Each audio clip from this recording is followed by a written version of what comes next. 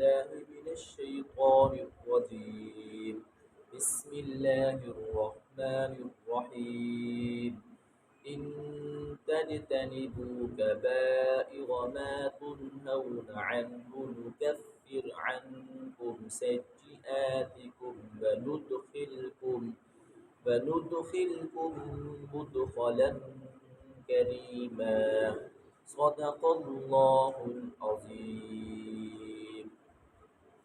اس آیت مبارکہ میں اللہ تعالیٰ نے ایمان والے آدمیوں کو خوشخبری سنائی ہے. فرمایا ان تجتنبوا کبائر ما تنہون عنہ نکفر عنکم سیئاتکم. اے ایمان والو، اگر تم کبیرہ گناہوں سے بچو، ان سے اجتناب کرو، تو ہم تمہارے چھوٹے گناہوں کو معاف کر دیں گے. وَنُدْخِلْكُمْ مُدْخَلًا كَرِيمًا، اور تمہیں عزت کے مقام میں داخل کریں گے. تو اس آیت مبارکہ میں بڑے گناہوں سے اجتناب کا ذکر کیا گیا. اور بڑے گناہوں سے اجتناب کا مطلب یہ ہے کہ بندے کے پاس گناہ کرنے کی قوت موجود ہو، طاقت موجود ہو اور وسائل موجود ہو. ان تمام چیزوں کے باوجود بندہ گناہ نہیں کرتا، اللہ کو ناراض نہیں کرتا، اسی کا مطلب ہے کہ بندے نے گناہ سے اپنے آپ کو بچا لیا. اللہ تعالیٰ کی شان کریمی ہے، جب بندہ کبیرہ گناہ سے بچتا ہے اللہ صغیرہ گناہوں کو خود بخود مٹا دیتے ہیں. جیسے کہ حدیث پاک میں آپ صلی اللہ علیہ وسلم نے ارشاد فرمایا، جب بندہ وضو کرتا ہے اور وضو اچھے طریقے سے آداب کی رعایت کرتے ہوئے کرتا ہے تو اللہ تعالیٰ وضو کرنے کی برکت سے اس کے صغیرہ گناہوں کو مٹا دیتے ہیں. حتیٰ کہ وہ گناہ جو اس نے ہاتھ سے کیے ہوتے ہیں، وہ گناہ جو اس نے چہرے سے کیے ہوتے ہیں، وہ گناہ جو اس نے پاؤں سے کیے ہوتے ہیں، اللہ وضو کی برکت سے اس کے گناہوں کو معاف کر دیتا ہے. حدیث پاک میں آتا ہے حتیٰ کہ وہ گناہ جو ناخن کے نیچے چھپے ہوتے ہیں، وہ گناہ جو پلکوں کے نیچے چھپے ہوتے ہیں، وضو کی برکت سے اللہ ان کو معاف کر دیتے ہیں. یہ وہ گناہ ہوتے ہیں جو صغیرہ گناہ ہوتے ہیں. صغیرہ گناہ اللہ رب العزت نیکی کے کرنے سے مٹاتے رہتے ہیں. آپ صلی اللہ علیہ وسلم نے ارشاد فرمایا، جو آدمی 5 وقت کی نماز پڑھتا ہے فرمایا وہ گناہ اسے دھل جاتا ہے. پھر آپ صلی اللہ علیہ وسلم نے خود مثال ارشاد فرمایا، فرمایا بتاؤ ایک آدمی کے گھر کے سامنے ایک نہر ہو، اور نہر بھی بالکل صاف و شفاف ہو، پانی ہو اس کے اندر، اور کوئی آدمی اس میں 5 مرتبہ غسل کرے تو کیا اس کے جسم پر میل باقی رہے گی؟ صحابہ نے عرض کیا یا رسول اللہ، اس کے جسم پر کوئی میل باقی نہیں رہے گی. تو آپ صلی اللہ علیہ وسلم نے ارشاد فرمایا، جو آدمی 5 وقت کی نماز پڑھتا ہے اس کے جسم پر بھی کوئی صغیرہ گناہ باقی نہیں رہتا. اللہ تعالیٰ اس طرح نیکی کرنے سے صغیرہ گناہوں کو مٹاتے رہتے ہیں. آپ صلی اللہ علیہ وسلم نے اس کی مثال یوں بھی دی. صحابہ کہتے ہیں آپ صلی اللہ علیہ وسلم خزاں کے موسم میں ایک باغ میں تشریف لے گئے، اور پھر آپ صلی اللہ علیہ وسلم نے ایک درخت کے ٹہنی کو پکڑ کر اسے چھڑکا تو اس سے پتے گرنے لگے. آپ صلی اللہ علیہ وسلم نے ارشاد فرمایا، جو اس طرح 5 وقت کی نماز پڑھتا ہے تو اس کے جسم سے گناہ ایسے ہی جھڑ جاتے ہیں. تو یہ تو نیکی کے کام کرنے سے اللہ صغیرہ گناہوں کو مٹاتے رہتے ہیں.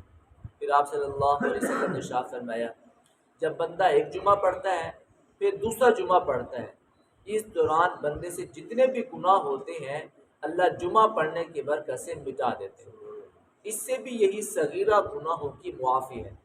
پھر آپ صلی اللہ علیہ وسلم نے ارشاد فرمایا، جو آدمی رمضان المبارک کے روزے رکھتا ہے تو اللہ پورے سال کے صغیرہ گناہوں کو معاف کر دیتے ہیں. اور جب بندہ زندگی میں ایک مرتبہ حج کر لیتا ہے، حدیث پاک میں آتا ہے اللہ رب العزت اس کے صغیرہ گناہ زندگی کے سارے معاف کر دیتے ہیں.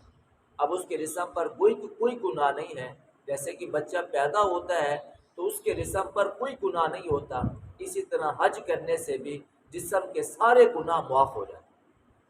تو تو اللہ ارشاد فرماتے ہیں تم کبیرہ گناہوں سے اجتناب کرو، ہم تمہارے صغیرہ گناہوں کو خود بخود مٹا دیں گے۔ اور جو کبیرہ گناہ ہوتا ہے وہ بغیر توبہ کے معاف نہیں ہوتا۔ کبیرہ گناہوں کی کتنی تعداد ہے، اس بارے میں محدثین کے مختلف اقوال ہیں۔ بعض حضرات کہتے ہیں کبیرہ گناہ 7 ہیں، اور بعض حضرات نے فرمایا کبیرہ گناہوں کی تعداد 70 ہے، اور بعض نے 3 کا ذکر کیا ہے۔ بہرحال ہمیں کبیرہ گناہوں سے اجتناب کرنا چاہیے۔ آپ صلی اللہ علیہ وسلم سے پوچھا گیا یا رسول اللہ کبیرہ گناہ کون کون سے ہیں؟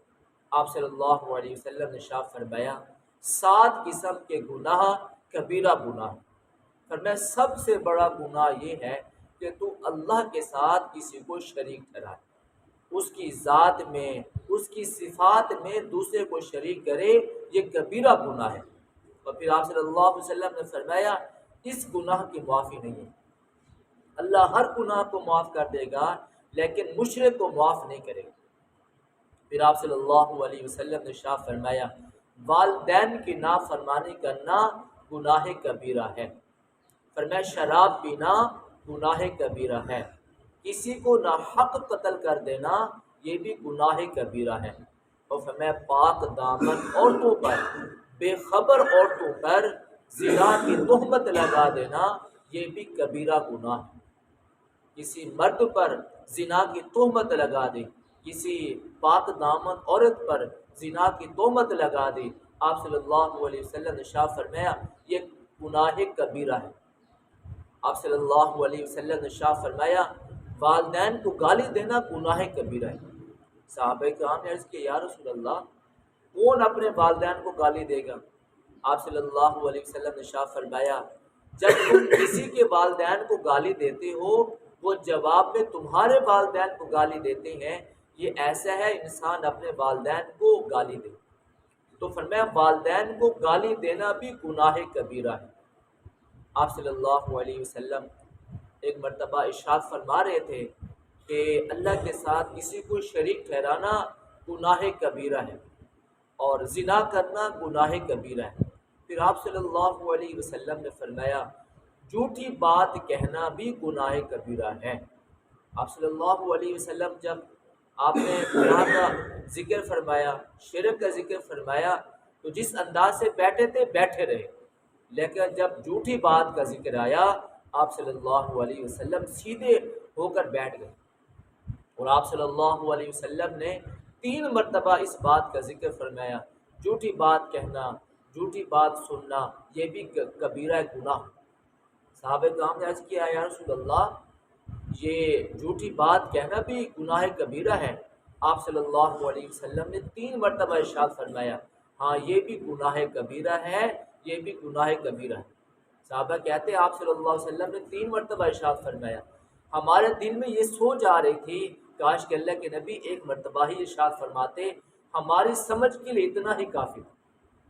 تو بہرحال اللہ تعالیٰ ارشاد فرماتے ہیں ان تجتنبوا کبائر ما تنہون عنہ نکفر عنکم سیئاتکم، کبیرہ گناہوں سے اجتناب کرو، وہ کبیرہ گناہ جن سے تمہیں منع کیا جا رہا ہے۔ جب تم کبیرہ گناہوں سے بچو گے اللہ تمہارے صغیرہ گناہوں کو بھی معاف کر دیں گے۔ گناہ گناہ ہے، چاہے کبیرہ گناہ ہو چاہے صغیرہ گناہ ہو۔ اس کی مثال ایسے ہے جیسے کہ بچھو، چھوٹا بچھو ہو یا بڑا بچھو ہو، اب بڑا بچھو کاٹ لے تب بھی بندے کو نقصان ہے، چھوٹا بچھو کاٹ لے تب بھی بندے کو نقصان ہے۔ آگ کا انگارہ بڑا ہو یا چھوٹا ہو بندے کے لیے نقصان دہ ہے۔ تو مومن کی شان یہ ہے وہ کبیرہ گناہوں سے بھی اپنے آپ کو بچائے اور صغیرہ گناہوں سے بھی اپنے آپ کو بچائے۔ فرمایا بنی اسرائیل میں ایک آدمی تھا ہر رات زنا کرتا تھا، ہر رات۔ ایک مرتبہ جب وہ کسی عورت کو لے کر آیا تو وہ پاک دامن عورت تھی، اب اس کے پہلو میں جب گناہ کرنے کے لیے بیٹھا اس نے کہا اللہ سے ڈر، اس کا نام کفر تھا، اس نے کہا اللہ سے ڈر، میں کوئی گناہ گار عورت تھوڑی ہوں، میں تو ایک مجبوری کے تحت تیرے پاس آئی تھی۔ جب اس نے کہا نا اللہ سے ڈر تو اس کے دل میں اللہ کا خوف بیٹھ گیا، اب اس نے وہ گناہ نہ کیا، اس عورت کو چھوڑ دیا۔ صبح کو جب صبح ہونے سے پہلے اس کی وفات ہو گئی، تو اللہ تعالیٰ نے اپنی قدرت سے اس کے دروازے پر لکھ دیا، اللہ تعالیٰ نے کفر کے سارے گناہوں کو معاف کر دیا۔ تو جب بندہ کبیرہ گناہ سے بچتا ہے، اللہ باقی گناہوں کو بھی معاف کر دیتے۔ پر میں بغداد میں ایک نوجوان رہتا تھا، جب بھی گناہ کرتا تھا اپنی کاپی میں لکھ لیا کرتا تھا، آج میں نے یہ گناہ کیا، آج میں نے یہ گناہ کیا۔ اس کی یہ عادت تھی۔ ایک دن اپنے کمرے میں بیٹھا ہوا تھا، ایک عورت اس کے کمرے میں داخل ہوئی۔ اب اس نے اس سے گناہ کرنے کا ارادہ کیا۔ جیسے ہی گناہ کرنے کا ارادہ کیا، اس نے کہا میں مجبور ہوں، مجبوری کی حالت میں تیرے پاس آئی تھی، تو اللہ سے ڈر۔ اس نے کہا تو ایک عورت ہو کر اللہ سے ڈرتی ہے، میں ایک مرد ہو کر اللہ سے کیوں نہ ڈروں؟ اس کے دل میں اللہ کا خوف اور اللہ کا ڈر بیٹھ گیا، اور پھر اس نے وہ گناہ نہ کیا، اس عورت کو چھوڑ دیا، پھر اس کی مدد بھی کی، اس کی خدمت بھی کی، اس کی نصرت بھی کی۔ پھر جب شام کو اپنے کمرے میں گیا، کاپی کو اٹھانا چاہا تاکہ میں اپنے دن کے گناہوں کو اس کاپی میں لکھ سکوں۔ پہلے برقے کو جب کھولا تو وہ کاغذ کا پہلا صفحہ بالکل گناہ سے خالی تھا۔ دوسرے ورق کو کھولا، تیسرے ورق کو کھولا، چوتھے ورق کو کھولا، یہاں تک کہ پوری کاپی کو کھول کے دیکھ لیا، ایک گناہ بھی نہیں لکھا ہوا تھا۔ اللہ رب العزت نے ایک گناہ کے بچنے سے زندگی کے سارے گناہوں کو معاف کر دیا۔ اب کاپی جو ہے بالکل خالی ہے، اور اسی حالت میں دنیا سے رخصت ہو گیا کہ دنیا میں وہ جو اپنے ہاتھوں سے کاپی کے اندر گناہ لکھا کرتا تھا، اللہ رب العزت نے ایک گناہ کے بچنے سے اس کی ساری زندگی کے گناہوں کو معاف کر دیا۔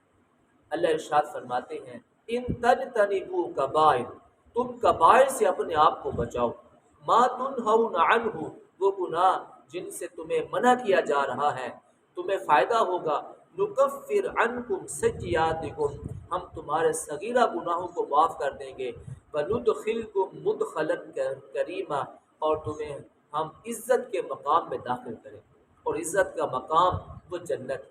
اللہ کبیرہ گناہوں سے بچنے کی وجہ سے اللہ انسان کو جنت میں عزت کے مقام میں داخل کرے گا۔